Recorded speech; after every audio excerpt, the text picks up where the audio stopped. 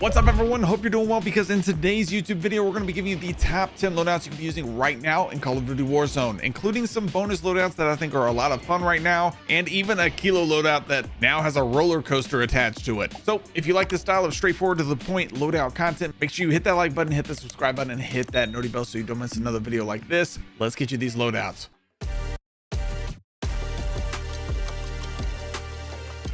First up, we've got the WSP9, and we're using this as a little bit more of a sniper support option. We've used this before. I absolutely love this build, and it's a lot of fun to use. And then we've got the HDR, which is of course infinite one shot and still really good, especially on bigger maps. For the WSP9, we're rocking the Choreo Eagle's Eye 2.5 times optic. I like the Shadow Strike Suppressor S muzzle, the WSP Reckless 90 long barrel, the XRK Bowbreaker grip, and the 50 round mag. Show this to you in the firing range, but it's been a while since I've used this build, but it is still a lot of fun to use. Definitely a sniper support. We're not hitting anything past that probably, but still a lot of fun. We're gonna use the HDR, infinite one shot headshot range, easy peasy. For that HDR, we're rocking the monolithic suppressor, the gain twist barrel. This gives it the max bullet velocity we can possibly get, the lightweight bipod, the combat stock, and then we're rocking the overpressured rounds. We can only max this out to about 1184 meters per second, which kind of sucks, but it's good. Like I said, it's infinite one shot range, so solid option. Next, we have the MX9, which is a very underrated, very good option when it comes to an SMG, especially sniper support. Then we have the FJX Imperium, which is so fun to use. Let me show these two here in the firing range real quick if you want to do it that way, or you want to put this thing in tac stance mode. I absolutely love the tac stance as well. Very underrated option. And of course, the FJX Imperium is a one-shot headshot past 100 meters, about 104 meters. For the MX9, we're rocking the Shadow Strike Suppressor S muzzle, the extended mag here giving you a 50 round mag, the Bruin Q900 grip giving you a sprint to fire speed and aim down sight speed, the FTech C11 riser giving you a sprint to fire speed and aim down sight speed buff again, and the Chimera Laser Light giving you a buff to the aim walking steadiness, tac stance spread buff, a sprint to fire speed buff, and another aim down sight speed buff, which is super helpful.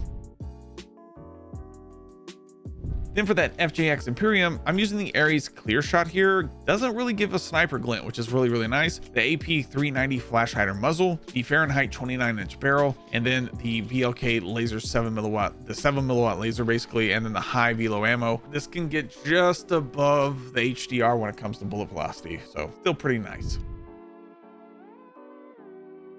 Next up, we have the KSV and the Ram 9. The Ram 9 is a little slept on in my opinion. It is still fun and really fun in tac stance.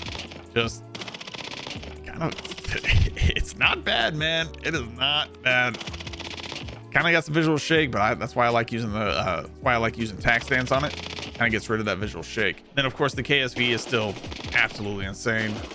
Just so much fun to run, man. Love the KSV. For the KSV, we're rocking the compensator muzzle here. I like the long barrel, gives it a little bit more damage range. Vertical foregrip, extended mag 2, giving it a 50 round mag. And then I like the balanced stock here for a little bit more strafing, movement speed, and aim walking movement speed. For the Ram 9, I'm rocking the Quartermaster Suppressor. I like the Speedway V5 short barrel here. I like the 50 round mag quite a bit. The ultra light stock pad giving you a buff to aim walking speed, movement speed, and sprint speed. And then the Razorhawk Laser Light giving you a buff to the aim walking steadiness, a buff to the tac stance spread, a buff to the sprint to fire speed, and another buff to the aim down sight speed. Next, we have the AMAX paired with the Striker still. I absolutely love the Striker, still 100% in the top meta options in my opinion. And then the AMAX, we're rocking the Kepler Microflex. I like the ported compensator muzzle here, the gain twist barrel, the vertical foregrip for sure, and the extended mag 2. Show this to you in the firing range. But if you can control the recoil on the AMAX, it is still a very solid option. And then the Striker, man. Striker's so good. Striker's just, it's too good, man. Absolutely love the Striker for sure. For that Striker, I'm still rocking the Shadow Strike Suppressor. I like the Jack Slash Underbarrel, the 48 round mag, the Chimera Laser Light giving it another buff to the aim walking steadiness, tac stance spread, sprint to fire speed, and aim down sight speed. And then the high grain rounds giving it a huge buff to the no enemy skulls, obviously, bullet velocity buff, and a damage range buff. Next, we have the Ames 85. I've got this paired with a SOG SMG from Black Ops 6. The Ames 85, we're rocking the Kepler Microflex here. I like the ported compensator muzzle, giving a huge buff to the first shot recoil and vertical recoil control. The reinforced barrel, the vertical foregrip here, and then the extended mag 2. The Ames 85 is the easiest weapon you can be using on controller right now, easily. Like, this thing is the M13 of Black Ops 6, man. It's so stinking good. Like, 2, 3, 4, 5. You can down 5 enemies with this thing. It's very solid. Then we have the SOG. The SOG seems to just never fail me.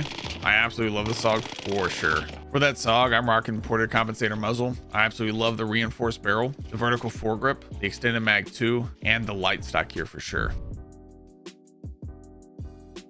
Before we continue to our next loadout, there's also some updates to Black Ops 7 specifically. So the carry forward event, the carry forward that's supposed to happen from Black Ops 6 to Black Ops 7, you're supposed to be able to use all your Black Ops 6 stuff, all your operators in Black Ops 7. That is no longer happening in multiplayer. Warzone, I think you're still gonna be able to use that. So all the cartoon skins and stuff that dropped for Black Ops 6, you're not gonna be able to use inside of Black Ops 7. I don't know if that's a W or an L, but everybody's been complaining about it. So, you know, let me know in the comments if you think it's a W or an L. I think it's a little bit of a W. I just wish that they would do something with Warzone where they would just use like the last game's weapons, like, and purge everything else and just use like the previous title and the current title, and then just proceed that way with Warzone, so it's not so convoluted with a bunch of different options and things like that. I think that just needs to be toned down a little bit. But speaking of toned down, we're going to use this Kilo right here. I'm going to show you this Kilo. It's got a roller coaster attached to it, man. This is by far one of the craziest skins I think they've ever released. I don't know, let me know what you think, but this one's pretty wild. It's not one of the wildest animations, but it is one of the wildest just base blueprints that they've had, strictly because it's constantly, like, it's got a roller coaster around it and it's just constantly going. That's gonna be so distracting. I feel like it's gonna be so distracting, but we'll show it to you. And then of course I've got this the Lockman Shroud. Hasn't been used in quite a bit. It's still very solid, so I'm just kind of pairing that with this, having some fun this week. For the Kilo, we're rocking the Kepler Microflex. Use whatever optic makes you comfortable, man. I actually run the Volsky reflex optic here, but can I put a different skin on it? Probably not. Okay, cool. Reticle, probably gonna use the blue dot here, but then we're gonna rock the monolithic suppressor. I like the gain twist barrel, the extended mag 2, giving this a 60 round mag, and then the recoil springs here. We'll show this to you in the firing range. It's got a roller coaster attached to this, man. This is actually wild. I've never experienced anything like that. That is a new one. That is a new one. Let me know what you guys think about this blueprint. I know a lot of people don't like cosmetics and things like that, but I appreciate a good cosmetic that's creative. This one's definitely up there. Definitely up there in my opinion. I don't mind it, and the animation's even crazier. And you got the roller coaster going around. Roller coaster just keeps going around, then it gets off the track, and these guys just start flying off. One flies in the screen right here, I think. Yep, kind of crazy. Little carnival theme. I kind of like it, man. I kind of like it. I think it would be sick for a carnival themed like Rebirth Island or something, where you got like maybe a roller coaster on the top of Rebirth Island. You kind of got like a Six Flags theme, Scream Tower drop ride for the tower instead of tower or something like that. I think that'd be super cool, man. Like a carnival boat or something in place of where like dock is, something like that. I think that'd be kind of cool, man. Of course, the Lockman Shroud, man. Lockman Shroud's still kind of stupid good, to be honest, but yeah, no, I enjoy the Kilo as well. Next up, we have the GPR 91, still easily one of the best options you can be using, paired with the Ladra.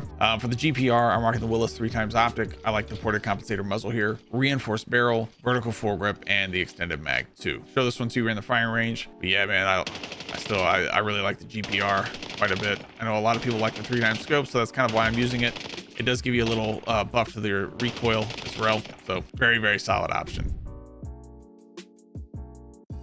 And then with the Ladra, I think there's a couple of options a little bit better than this, but I like the Ladra okay. I just think it's a little unforgiving because of how low the damage is. So if you miss a few shots, you're gonna be kind of struggling, but still worth it if you are hitting the good ones, if you are hitting most of your shots.